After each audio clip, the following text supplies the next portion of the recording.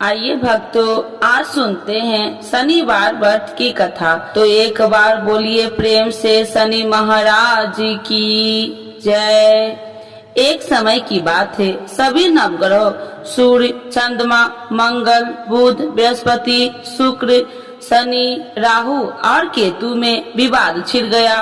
विवाद का कारण था कि इनमें से सबसे बड़ा कौन है। कोई निर्णय न होने पर सभी देवराज इंद्र के पास निर्णय कराने पहुँचे। इंद्र किसी एक का पक्ष नहीं ले सकते थे, इसीलिए उन्होंने निर्णय देने में अपनी असमर्थता जताई। परंतु उन्होंने उन सबको पृथ्वी पर राजा विक्रमादित्य के पास जाने की सलाह दी, क्योंकि राजा विक्रमादित्य अति न्यायप्रिय थे।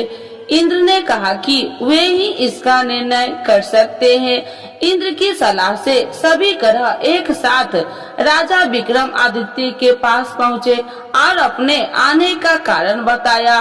राजा इस समस्याओं से अति चिंतित हो उठे, क्योंकि वे जानते थे कि अगर उन्होंने किसी एक को बड़ा बताया तो बाकी ग्रह कुपित हो उठेंगे। तब राजा को एक उपाय सूझा। उन्होंने सुवर्ण, रजत, कश्य, पीपल, सीसा, रंगा, जाष्टा, अभर्ग और लोहे से 9 सिंहासन बनवाए और उन्हें इसी क्रम से रख दिया। राजा विक्रमादित्य ने उस सब से निवेदन किया कि आप सभी अपने सिंहासन पर स्थान ग्रहण करें। जो भी अंतिम सिंहासन पर बैठेगा वही सबसे छोटा होगा।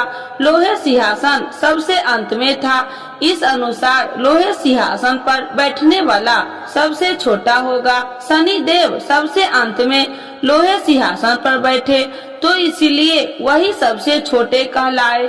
शनि देव को लगा कि राजा ने यह जानबूझकर किया है, इसीलिए उन्होंने कुपित होकर राजा से कहा, राजा तू मुझे नहीं जानता।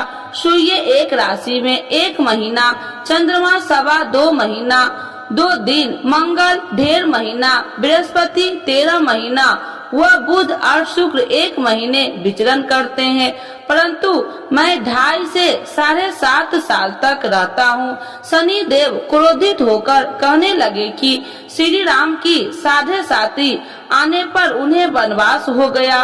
रावण 7.5 आने पर वह वानरों की सेना से परास्त हो गया। अब तुम सावधान रहना। ऐसा कहकर शनि देव वहाँ से चले गए। इसके बाद अन्य देवताओं ने भी वहाँ से प्रस्थान कर लिया।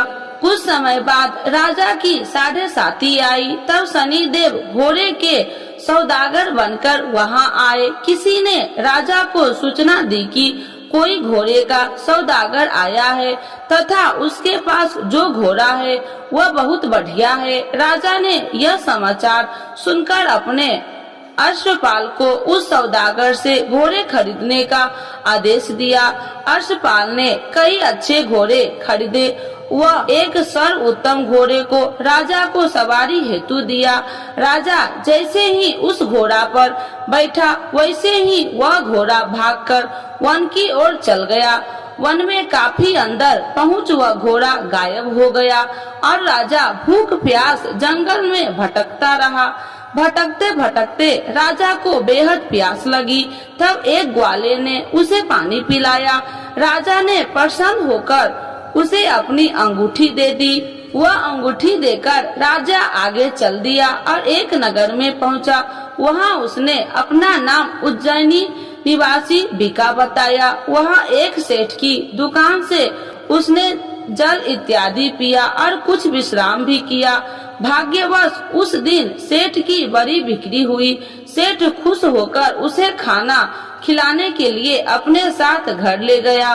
वहां उसने एक खूंटी देखी जिस पर एक हार टंगा था। राजा ने देखा कि खूंटी उस हार को निगल रही है और थोड़ी देर में पूरा हार गायब हो गया। सेठ ने समझा कि बीका ने हार चुरा लिया। उसने बीका को कोतवाल के पास पकड़वा दिया।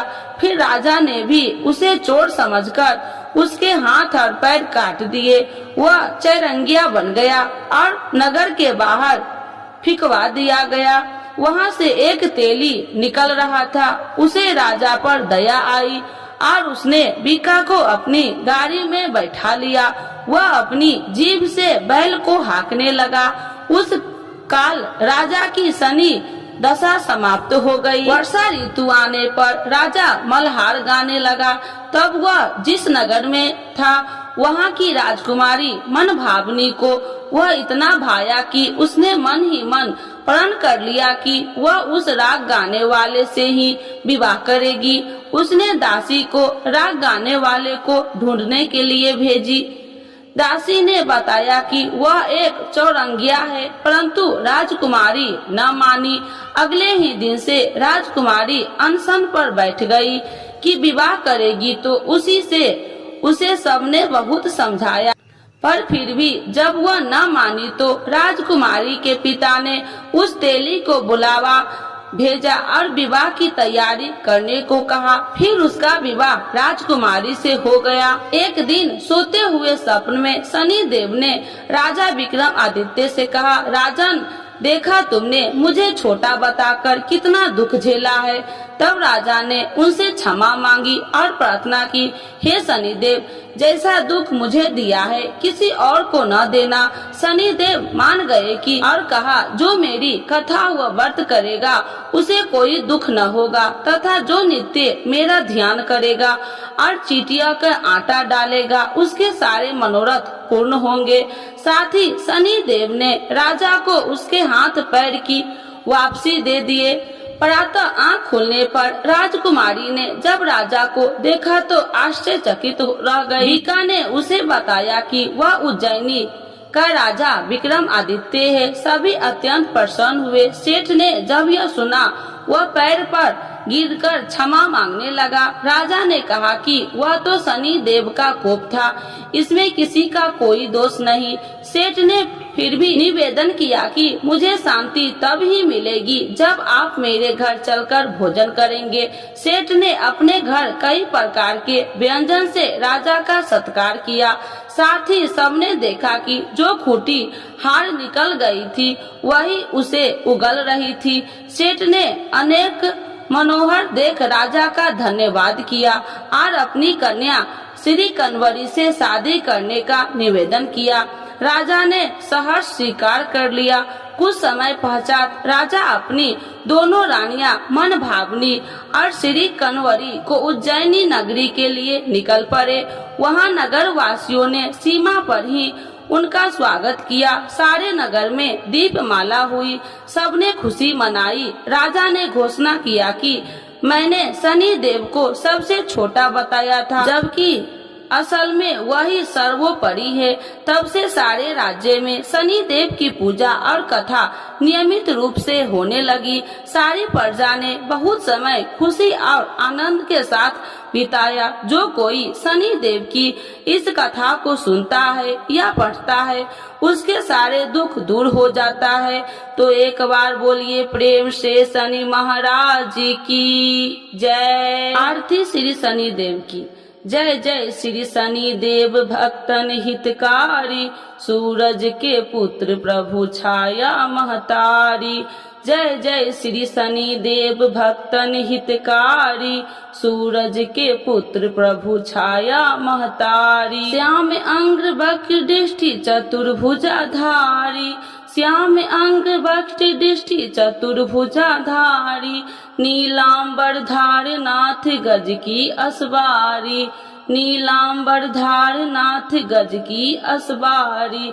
जय जय श्री शनि देव भक्तन हितकारी, सूरज के पुत्र प्रभु छाया महतारी। क्रीट मुकुट शीस सहज दीपत है लीलारी, क्रीट मुकुट शीस सहज दीपत है लीलारी। मुक्तन की माल गले शोभित बलिहारी, मुक्तन की माल गले शोभित बलिहारी। जय जय श्री शनि देव भक्तन हितकारी, सूरज के पुत्र प्रभु छाया महतारी। मोदक और मिष्ठान चढ़त पान सुपारी, मोदक और मिष्ठान चढ़े, चढ़ती पान सुपारी, लोहा तिल तेल उड़द महर्षि है अति प्यारी, लोहा तिल तेल उड़द महर्षि है अति प्यारी। जय जय श्री शनि देव भक्तन हितकारी, सूरज के पुत्र प्रभु छाया महतारी। देव धनुज ऋषि मुनि सुमरत नर नारी, देव धनुज ऋषि मुनि सुमरत नर नारी, विश्वनाथ धरत ध्यान हम है शरण तुम्हारी, विश्वनाथ धरत ध्यान हम है शरण तुम्हारी। जय जय श्री शनि देव भक्तन हितकारी, सूरज के पुत्र प्रभु छाया महतारी। एक बार बोलिए प्रेम से शनि देवता की जय, छाया माता की जय, सूर्य भगवान की जय।